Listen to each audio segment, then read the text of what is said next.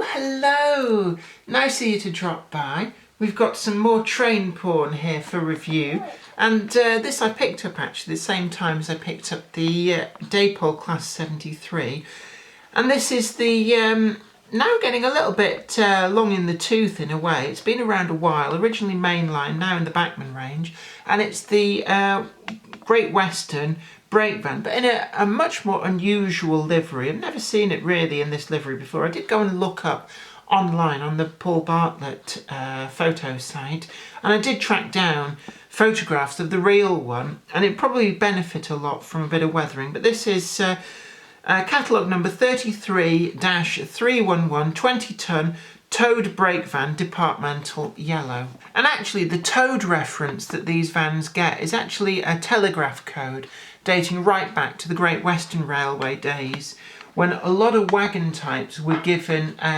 amphibious or aquatic references, so things like tadpoles, toads, crocodiles, things like that.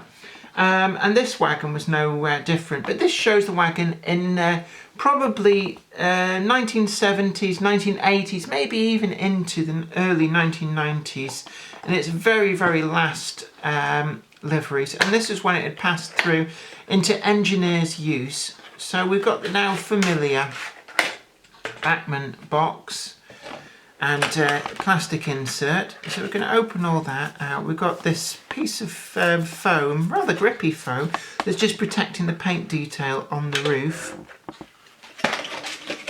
And we can see there, I mean, we've reviewed some of these wagons before, obviously not in this livery, but it's quite a vibrant yellow. We've got the handrails picked out in black, which does help a lot, and we've got the overhead warning flashes on the side.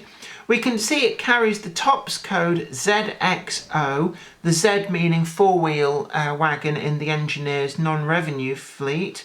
Not quite sure about X, but the O means that it's unbraked with no through piping whatsoever. So it's really only got the handbrake that we can see the handbrake application column there in the veranda. It's one of the earliest Bachmann wagons that still remains in the range, but what we can see is that the couplings have been upgraded, so they're in NEM pockets now rather than the screw-on types which some of the previous versions had.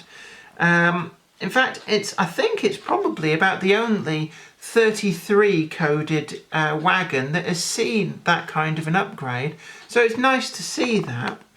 I know there's been a lot of clamouring for an upgrade of this wagon, and actually I think that this is one of the few mainline wagons that still really actually quite adequately holds its own, and I'd much rather see the likes of Bachmann spend their time, effort and money on producing models of brake vans which haven't been represented so far. So I'm quite happy to see this remain in the range, and also with the way that prices are going, it keeps this particular model affordable for the likes of poor souls like me and you who don't have huge amounts of money to hose around on their hobby. Now, the underframe detail is fairly basic, but we've got a reasonable amount of detail. We've got these tie bars going between the axle boxes, and we've also got the separately applied, I think, actually I'm not sure, they may be moulded on, but they certainly give a feel of separately applied footboards. It doesn't have a lot of other detail, but quite frankly, this doesn't detract with this model.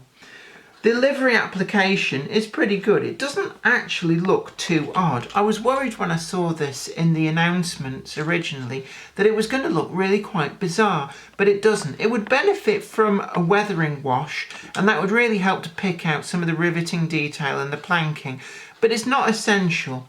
We've got the grey roof, but in terms of other detail, we've got the TOPS panel on there, which is fairly simple, but it works.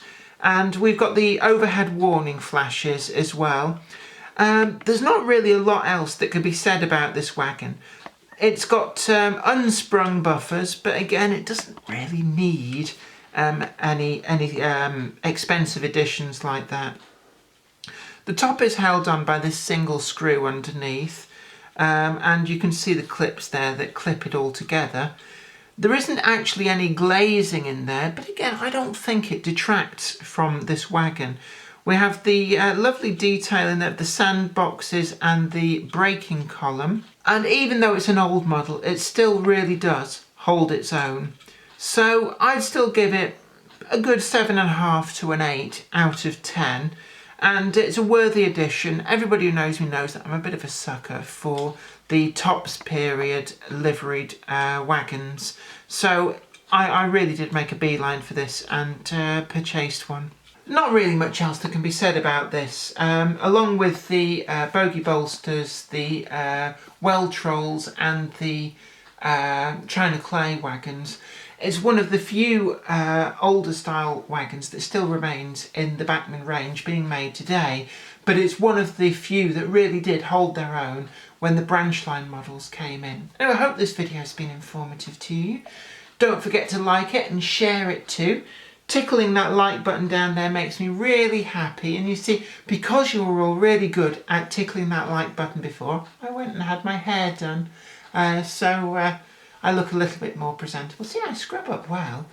Anyway, you take very good care of yourself, and until next time, this is me, Jenny Kirk, saying bye for now.